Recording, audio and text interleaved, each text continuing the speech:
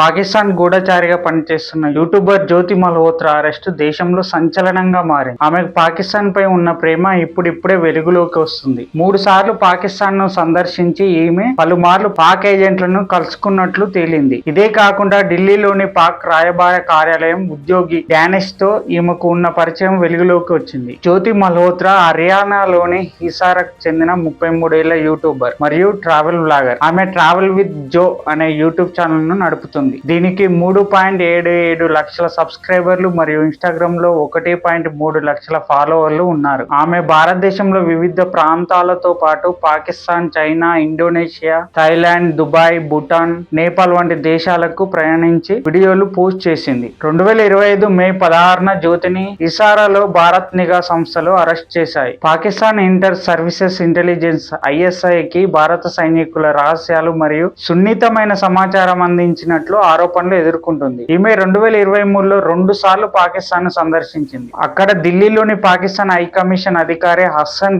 Who're Rahim తో సంబంధం ఏర్పడింది. డానిష్ ఆమెను ISI ఏజెంట్లు షకీర్ మరియు రానా షాబాజులతో పరిచయం చేశాడని, ఆమె ఎన్క్రిప్టెడ్ యాప్ల ద్వారా సమాచారం పంపినట్టు విచారణలో తేలింది. ఆమె వీడియోలు ముఖ్యంగా రాజస్థాన్ లోని తాడ్ ఎడారిలో చిత్రీకరించినవి. సైనిక బలగాల కదలికలు, భూభాగ లోపాలు, సరిహద్దు బలహీనతలు వెల్లడించాయని అధికారులు ఆరోపించారు. ఈమె డైరీలోని రాతలు పాకిస్తాన్ పై సానుకూల భావనలను, సరిహద్దులు తొలగించాలని కోరుతూ రాసిన గమనికలను వెల్లడించాయి. ఇవి విచారణలో కీలక ఆధారాలుగా మారాయి. ఆమె ఆపరేషన్ సింధూర్ సమయంలో భారతదేశంలో బ్లాక్అవుట్ వివరాలను లీక్ చేసినట్లు, సైనిక సమాచారాన్ని ISI-కి అందించినట్లు ఆరోపణలు ఉన్నాయి. ఆమె బ్యాంక్ ఖాతాలలో దుబాయ్ నుండి అనుమానాస్పద లావాదేవీలు కనుగొనబడ్డాయి. ఇవి విచారణలో ఉన్నాయి. జాతీయ దర్యాప్తు సంస్థ NIA మరియు ఇంటెలిజెన్స్ బ్యూరో ఆమె ఫోన్లలోని ఎన్క్రిప్టెడ్ చాట్లను రికవరీ చేసే ప్రయత్నంలో ఉన్నారు. ఆమెపై అఫీషియల్ సీక్రెట్స్ యాక్ట్ 1923 సెక్షన్, భారతీయ న్యాయ సంహిత సెక్షన్ 152 కింద కేసు నమోదైంది. ఆమె ప్రస్తుతం పోలీస్ కస్టడీలో ఉంది. సోషల్ మీడియాలో ఆమె పాకిస్తాన్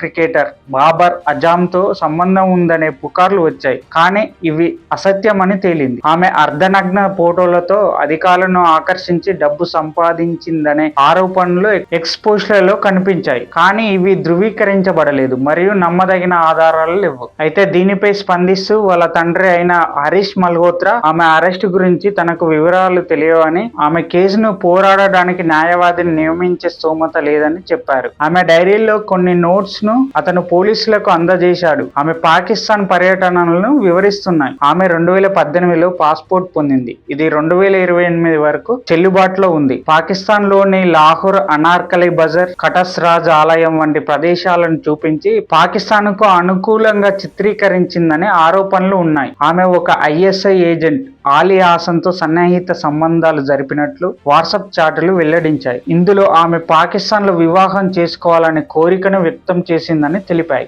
ఆమెతో పాటు మరికొంతమంది పాకిస్తాన్ స్పై ఏజెంట్ ను NIA గుర్తించింది. జ్యోతితో పాటు పంజాబ్ లోని మలేర్ కోట్లకు చెందిన 32 ఏళ్ల వితంతు గజాలా యమీన్ మహమ్మద్లను కూడా పోలీసులు అరెస్ట్ చేశారు. యమీన్ ఆర్థిక కార్యకలాపాలు, వీసా సంబంధిత అంశాల్లో పాక్ హైకమిషన్ మాజీ ఉద్యోగి డానిషన్ తో కలిసి పనిచేసినట్లు పోలీసులు తెలిపారు. తరీఫ్ నుహ్కే చెందిన తారిఫ్ ను కూడా పోలీసులు అరెస్ట్ చేశారు. పాకిస్తాన్ రాయబార కార్యాలయానికి చెందిన 2 వ్యక్తులు తనకు సిమ్ కార్డులు అందించినట్లు విచారణలో చెప్పాడన్నారు. అతను తరచుగా పాకిస్తాన్ వెళ్లేవాడు. నౌమాన్ ఇలాహి ISI ఏజెంట్లతో సంప్రదింపులు జరుపుతున్న నౌమాన్ ఇలాహిని పానీపట్ లో పోలీసులు అదుపులోకి తీసుకున్నారు. ఇతను యూపీకి చెందినవాడు. ఓ ఫ్యాక్టరీలో సెక్యూరిటీ గార్డ్ గా పనిచేస్తున్నాడని, పాక్ కు సమాచారాన్ని చేరవేస్తున్నాడని పోలీసులు తెలిపారు. ఇలాహి చాలా సార్లు పాక్ పర్యటనకు వెళ్లాడని తేలింది. మొహమ్మద్ ముర్తజా ఆలీ పంజాబ్ లోని జలంధర్ లో యాప్ డెవలపర్ మొహమ్మద్ ముర్తజా ఆలీని పోలీసులు అరెస్ట్ చేశారు. అతను స్వయంగా అభివృద్ధి చేసిన మొబైల్ యాప్ ద్వారా